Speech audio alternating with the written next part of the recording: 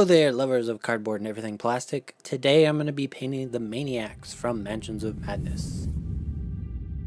So as this sculpt is pretty rife with a lot of mold lines, I'm going to try to remove at least some of them, but admittedly a lot of the mold lines are in some really bad places, really hard to remove, and let's be honest, the model still doesn't look all that great since this is one of the first edition models. So you can kind of leave, whatever you feel comfortable with. Really, the easiest mold line you can remove is definitely the one on the arms. That mold line unfortunately does continue all the way through the fingers. It's up to you if you really want to attempt to do those. It's going to be kind of hard, and honestly, it's probably not worth it. You can remove a little bit off the axe if you have that mold line, and there's another one that does appear on the leg if you want to attempt that one.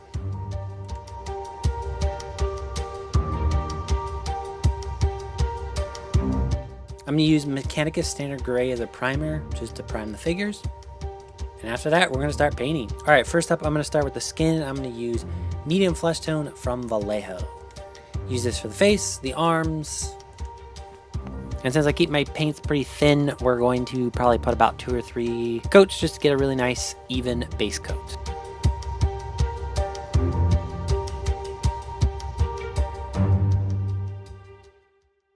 Afterwards, I'm going to tackle the shirt. I'm going to use a Nuln Gray for this. It's a nice off-white color so that when we do the highlighting stage after a little bit of a wash, it'll just be a little bit easier to have some pure white highlights.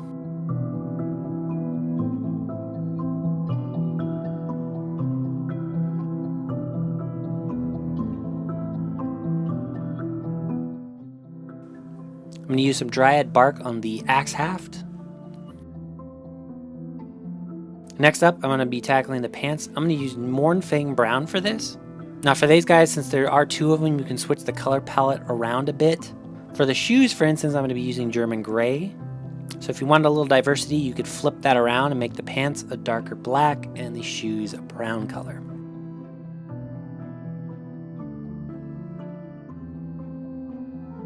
And for the axe head itself, we're going to use Leadbelcher.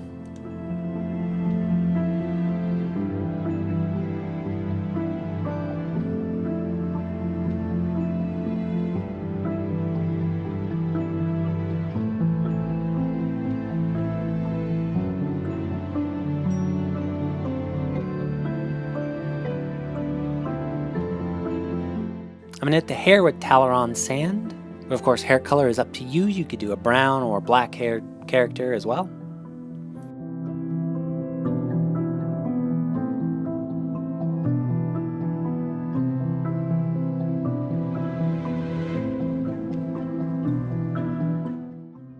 And then it's wash time. This is going to be pretty simple. For the pants, we're going to use Agrax Earthshade. You could also use Agrax Earthshade on the hair if you wish.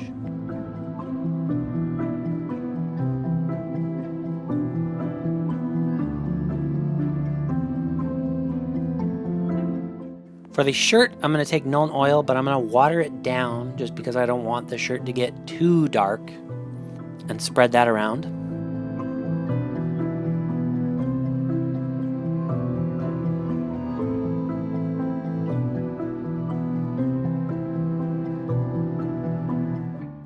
For the shoes, I'm going to use pure Nuln Oil.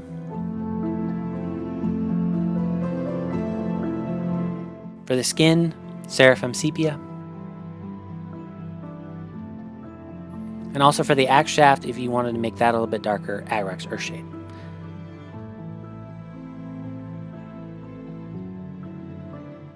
And then it's highlight time from here on out. For the skin, we're going to start with Cadian Fleshtone. And this is going to be our first highlight. We're pretty much going to have it everywhere. But definitely most of all on the upturn areas of the arms, the fingers, and a pretty good portion of the face.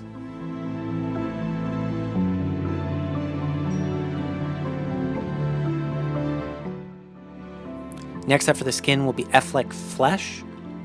Again, you're trying to create pretty good gradient here, but don't worry too much about this since I like to use a glaze that you can kind of spread this around really as much as you want to get sort of pure, really bright highlights in certain areas. And of course, since we're using a glaze, if you go a little too bright, don't worry, the glaze will bring it back down and kind of even out the tones.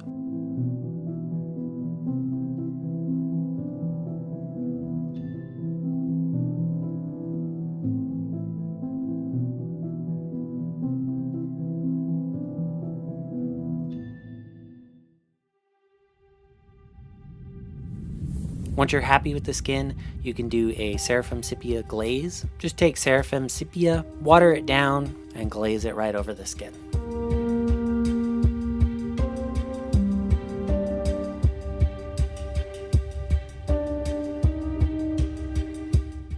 I wasn't 100% happy with my first glaze, so I did it again.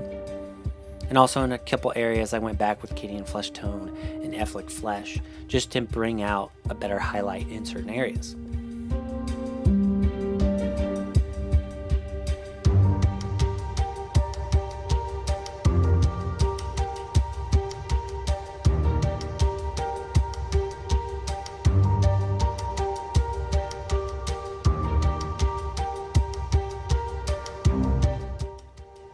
I'm going to tackle the shoes really quick.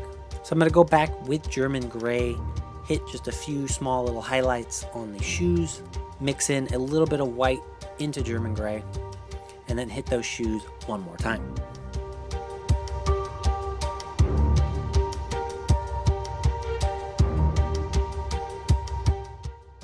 After that, we're going to tackle the white shirt. So first of all, I'm going to use Etheron Gray to go over a vast majority of the shirt. I'm going to leave really the dark areas where the wash sort of settled. But for the most part, I do want the shirt to look pretty bright and white.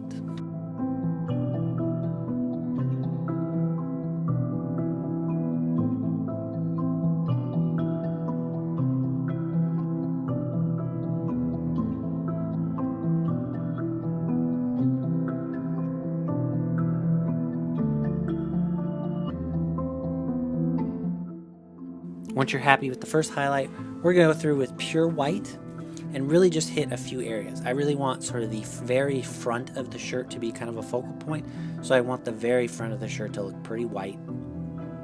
The raised upturns of the sleeves, and maybe just a little bit on the back.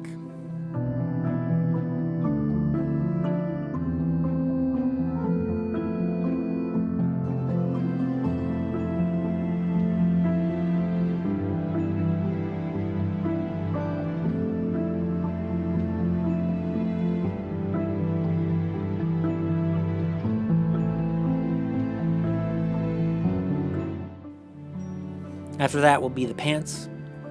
Again, we're going to go back with our original base coat. And I'm only going to hit a few areas that will really pick up some light, like the left knee and sort of the back of the right leg. But the underside of both of those legs, I'm going to leave pretty much dark.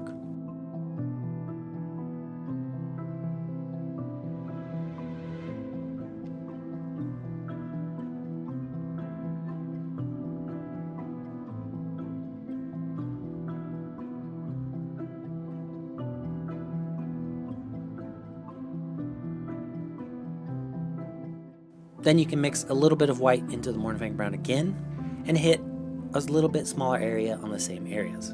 For instance, the very tip of the knee, maybe the bottom cuffs around the bottom of the pants.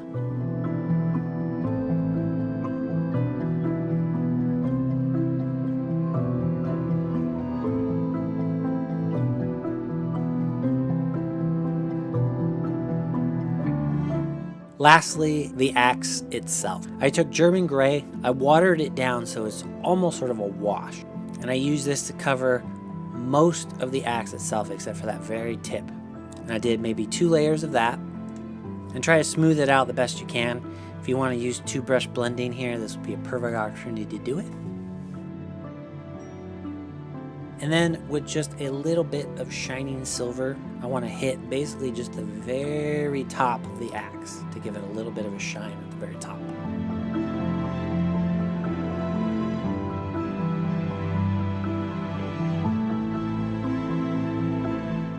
Once you're happy with that, we're going to hit the eyes. I like to use Ivory just to hit the eyes themselves.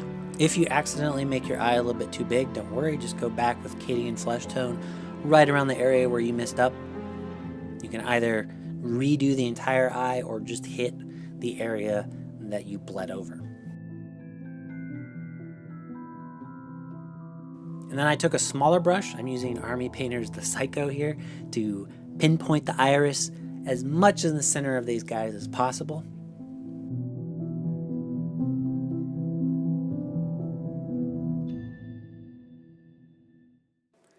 And then lastly, we're going to do a little bit of a fun splatter blood technique. I'm going to take an old toothbrush, dip it in blood for the old gods, and basically take the bristles and just flick them.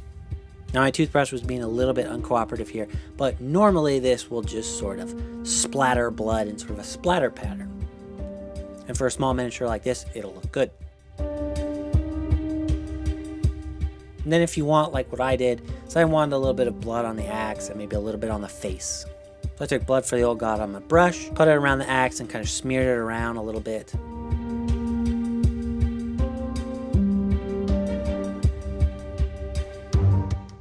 And that is it for the Maniac. If you like this video and would like to support this channel, please remember to hit that like and subscribe button, leave a comment below, and maybe even do some Amazon shopping.